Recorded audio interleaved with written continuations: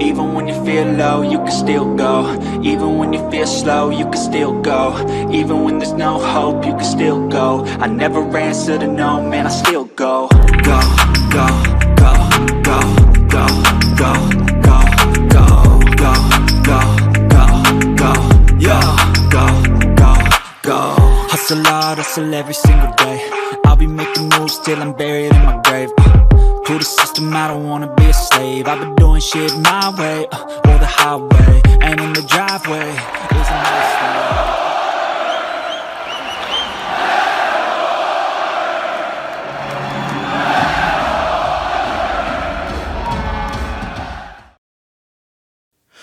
Welcome back to the channel, guys. My name is Gene Edwards. You are watching Lubed, and this is my Week 4 preview for October the 29th, 2022.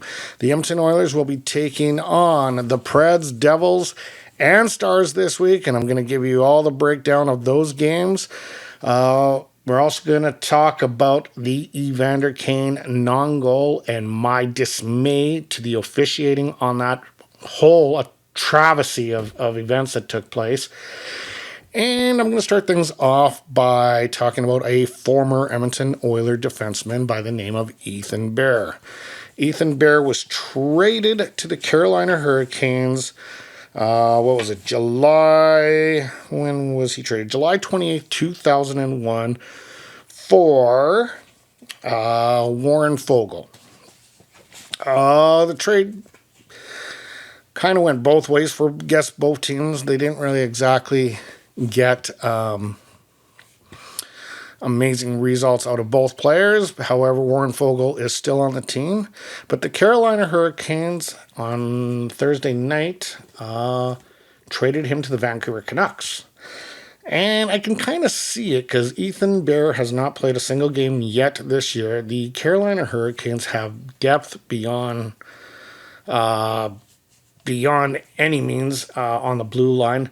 And I can kind of see how they were able to say, yeah, we can part ways with Ethan Bear and get some draft picks and maybe some future considerations or whatever, and tried to build from there and see what we need at that point in time. So they did. They sent him off to the Vancouver Canucks, which is going to be a bit of a hard team for him to come to, from a winning organization to an absolute defunct organization as of this year. However, the Vancouver Canucks have finally got their first win of the season as they beat the Seattle Kraken, so maybe things will be turning around. Maybe Ethan Bear can be a part of the solution to help turn it around. So yeah, good luck to Ethan Bear. He was well liked in Edmonton.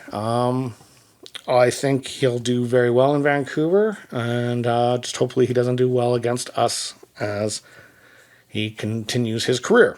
Okay, I want to talk about... I can't believe we're talking about this again. But there's so many horrible calls in the NHL, and it's not just from the Edmonton Oilers. I've seen it on YouTube from different teams, from the Flyers, the Capitals, you name it, you see it all the time. And it's frustrating me. It's gone to the point that I'm really starting to believe that the NHL is trying to go the way of the entertainment industry as opposed to the sporting industry. Kind of like the WWE, kind of a pre-scripted event, basically, of what is going to happen. I mean, it's hard not to believe it when you start seeing some of these calls. I get that they're human. I get that the game is fast. But when I break down this, you're going to understand what I'm talking about. And we're going to start right now. So, as you can see here, the Chicago Blackhawk player pushes Evander Kane into Staylock. Okay? Now Evander, he's a strong boy. Okay? Maybe he fell a little lightly. Well, at that point in time, I would totally understand if they called goaltender interference on Evander Kane. I'd probably be a little bit choked about it, but I would have been better off with that result than what you're about to hear for the next little bit here. So, Evander gets up. The play continues. I'm thinking maybe 20 seconds now has passed. The puck goes up to the blue line, and I think it's Bouchard takes a shot. Stalock is now in position. He makes the save, goes off of his pounds, lets out a massive rebound, goes off of his pads, right onto the stick of Evander Kane, where he banks open a goal into the yawning cage. Easy goal. The referee on the side is pointing to the net, saying it's a goal. But then, moments later, they get into a huddle, the refs. Then it's announced by the referee that the call, this is what really got me. The call on the ice stands, which, according to what I saw, was a good goal. We have no goal on the ice. I'm like, what? Like, what? That's not what the play that stands is. Like, he pointed as it was a goal. So I'm kind of mind blown here. So now, here's the thing. Okay? So now because of that, obviously, Jay Woodcroft is going to challenge the play. And he does. And the problem is, it still wasn't overturned. It's called goaltender interference. And Woodcroft has to take a bench minor for the play. It was just, he should not have had to challenge. It should have been the other coach challenging, saying that, yeah, that was actually goaltender interference. I'm challenging that. And that's what it should have played out as. The refs were totally botched that one up on so many levels. And it's happening too often. It's happening way too often, and to other teams. I don't want to see that even to the Calgary Flames happen. And you know how I feel about the Calgary Flames. It's just happening too often. They got to get the calls right. Like, this is a joke. So anyway, there's my vent on that. I'm not pleased by that call, despite the Oilers winning that game 6-5. It just bothers me when that kind of stuff happens. Like, look, we're all human, make mistakes, fine. But how do they make that kind of mistake, that many mistakes on one particular play is beyond me. Okay, coming up Tuesday, the Edmonton Oilers will take on the Nashville Predators. They currently have a record of 3-4-1. They are 6th in the Central. They are 7th in the faceoff dot with 53.6%. They are 13th in the league for shots on goal allowed, allowing 31.5, so kind of in the middle of the pack there. And 8th on the penalty kill at 83.5%.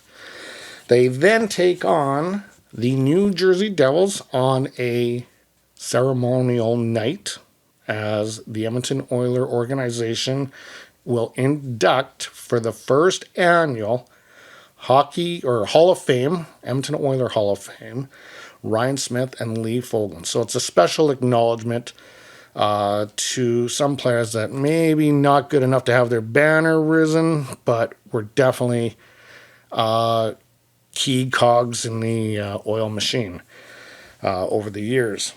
So they will take on the Devils, who are currently second in the Metro, 5-3 record. They are second in the league for shots on goal averaged at 37.2, so they got a lot of offense. Third in the league for faceoff percentage at 56.8, and first in the league on shots on goal allowed. So they're a stingy. So they're a very well-rounded team. They got good defense and good offense. They are a team that's going to be pretty interesting to follow for the rest of the year. And to be honest with you, I hate to say it, guys, but they are my second favorite team. And then on Saturday, the Edmonton Oilers will take on the Dallas Stars, or should I say Jake Ottinger. The Dallas Stars, not a bad team, but not a great team. Jake Ottinger, an amazing goalie. Reminds me of Carey Price. And these stats that I'm going to show you tells you, or that I'm going to tell you, shows you why he is such an amazing goalie. They are right now averaging, they are second, what is it? Okay, second in the league for goals allowed, averaging 1.88 goals. Now here's the thing. Their shot allowance is middle of the pack. They are 12th in the league for shots allowed at 31.4 shots. But Jake Ossinger's save percentage is a .960. So right there it tells you who is the factor there. He's an amazing goalie. He reminds me of Carey Price. This kid is going to have an amazing and stellar career. And I can't wait to continue watching it. Maybe the Oilers can pick him up someday. That'd be freaking sweet, but I doubt that's going to happen. Anyway, then the Oilers will start a crazy month of November, as they will go on not one, not two, but 3 Eastern road trips.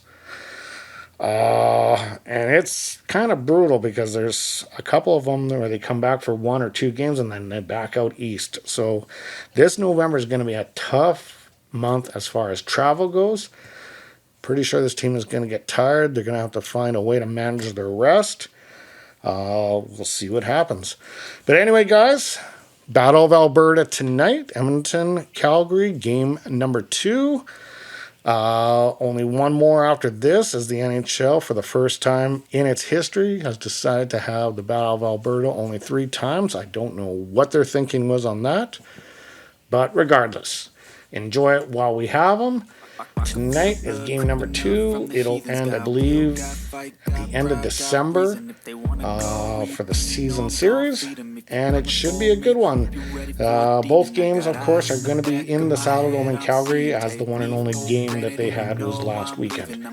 All right, guys, I will see you tonight. As always, stay healthy, stay happy, and stay hydrated. We will talk soon. The words I spit, so sharp, so freezing, so cold. Behold, frostbite, they feeling.